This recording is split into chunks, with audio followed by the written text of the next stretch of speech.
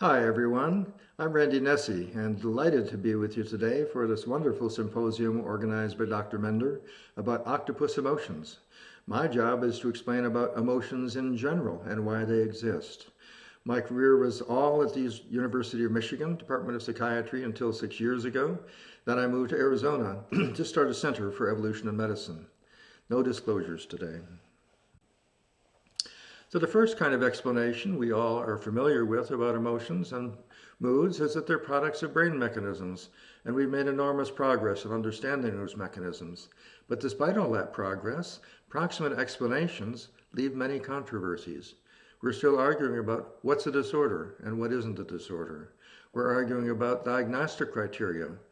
We're arguing about why there's so much comorbidity between the disorders that we treat. And it's so too bad that we have not been able to find the genetic or brain causes for any of the major psychiatric disorders. Part of the solution, I'm going to argue, is to add the other kind of explanation, that is an evolutionary explanation. Moods are products of natural selection. Well, that's an easy generalization. And why? Because the capacity for adjusting moods is useful. More specifically, individuals with mood variation have more offspring than other individuals. But the question is, how does mood give advantages? And for this symposium, we're especially interested in what species have moods and which ones don't. Again, two kinds of explanation. One, how does it work? Proximate mechanisms. That's been almost all of our research in medicine. The other half of explanation is, how did it evolve? What's its evolutionary utility? And as the Dean of Evolutionary Biology at Harvard has said so often and well, no biological problem is solved until both the proximate and the evolutionary causation has been elucidated. We are all in the clinic knowing oh too well the overwhelming burden posed by anxiety, depression, and other emotional problems. These are the problems that plague our patients and the whole world. We're desperate to find better solutions. But first we need to figure out more about them. In particular, why did moods evolve? And in particular, after that, why are painful moods so common and often so useless? This is nothing new. Students of animal behavior and ethology and behavioral ecology, everything is based on evolution. The core principle is simple. It is that brains evolved to maximize reproduction, actually reproduction of the self and one's offspring and kin. This means that we can ask how mood increases fitness. A straightforward approach has been taken by many people, describing each basic emotion or mood and specifying the function for each one. If you look on Google or even in the professional literature, you can find all kinds of people who say the function of anxiety is, or the function of depression is, as if they're parts of a machine designed by somebody who just wanted to make parts that worked well. But emotions don't correspond to different functions. Each emotion has many functions. Emotions correspond to different situations. Emotions, moods, and affects are all useful responses, but they're only useful if they get expressed in the right situation. Just like pain, cough, shivering, and sweating, they do us good in the right situation. This means also that bad feelings are symptoms, not diseases, unless they're dysregulated. Emotions and feelings are coordinated suites of response with different aspects. People used to argue a lot about which came first. Now it's pretty clear that they're all coordinated, but not perfectly. Sometimes one part is missing. In particular, feeling sometimes is missing. All of us one time or another have seen someone say, "I'm not angry," with intense passion. Feeling is not always there. That's very relevant to our discussion today about octopus emotions. The background of emotions, their origin, is the fascinating part. It goes all the way back to one-celled animals, having a capacity for arousal when it's beneficial. But then those emotions gradually differentiate into ways of coping with opportunity and ways of coping with threats, gradually differentiating to cope with different kinds of opportunity and different kinds of threats. And note the overlapping boughs on the tree. The long arguments about whether each of these emotions is entirely separate is a pre-evolutionary argument. In fact, they're overlapping suites of responses.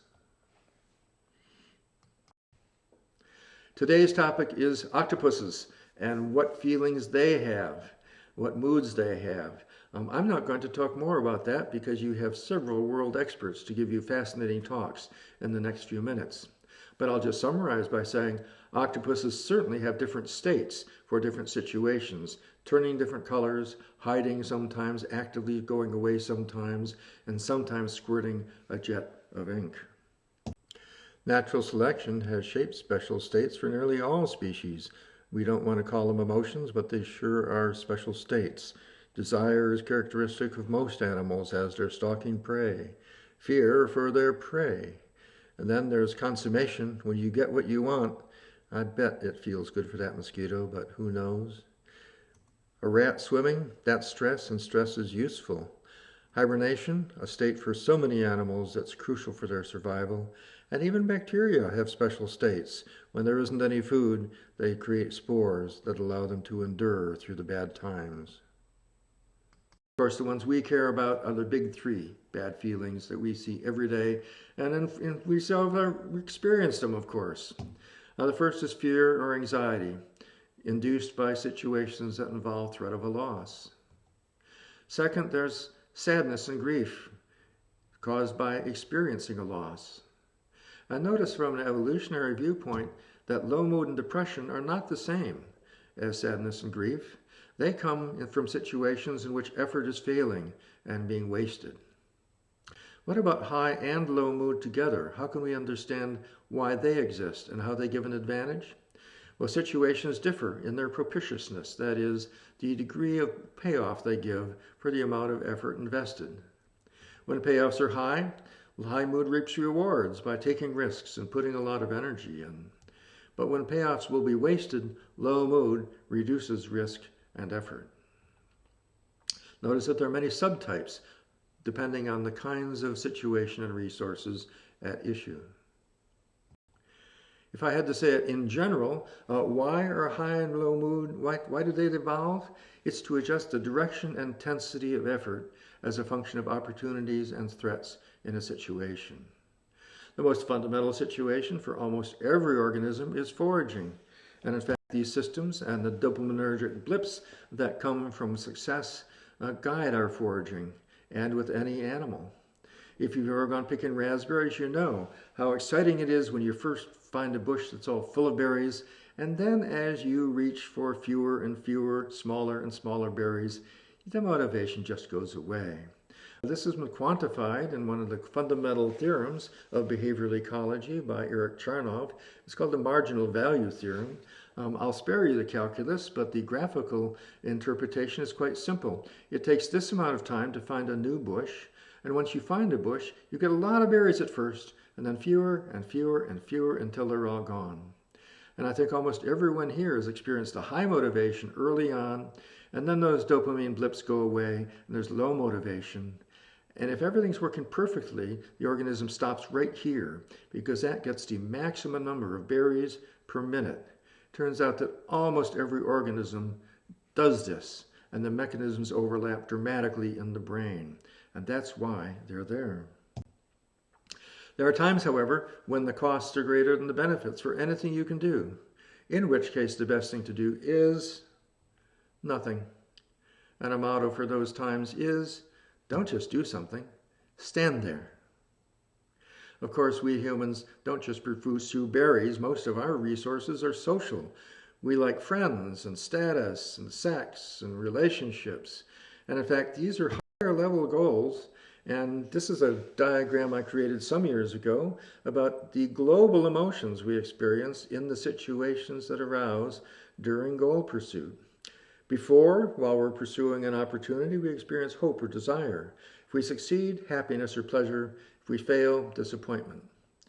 If we are experiencing a threat, anxiety and fear. If we succeed, relief. If we don't, sadness or pain. And I was very pleased with this until I talked with some philosopher friends at the University of Michigan who pointed out that these are very old ideas. Indeed, Plato, the Stoics, Cicero, Hume, and medieval philosophers were all acutely aware that emotions respond to what a person's trying to do in life. I don't know why we don't teach this to our psychiatry residents as a fundamental theorem for understanding what's going on with patients. William Blake summarized this also many, many years ago, saying, "If any could desire what he is incapable of possessing, despair must be his eternal lot." That's characteristic for so many of our patients. Eric Klinger is a psychologist who took this principle and put it in an evolutionary context, and he's the one who's inspired much of my work.